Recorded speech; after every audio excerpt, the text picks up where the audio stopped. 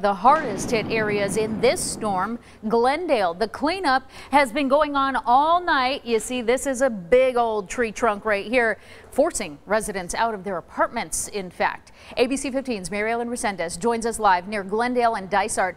Mary Ellen, this apartment complex got hit really hard. How many units are we talking about here?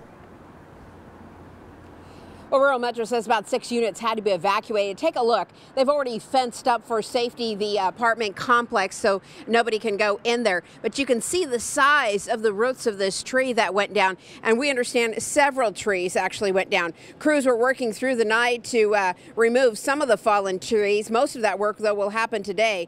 They toppled onto the apartment complex. Now, lightning and strong winds brought down the trees at the Desert Garden Apartments.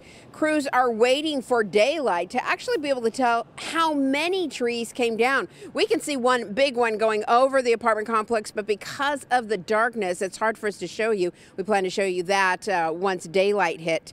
So it's just hard for them to see exactly how many trees, but they know they had some major trees come down. Now, one woman that was evacuated was able to get back inside in order to retrieve just a few of her belongings. Coming up in about 30 minutes, we'll hear from her on what that was like. We're live in Glendale. Mary Ellen Resendez, ABC 15, Arizona.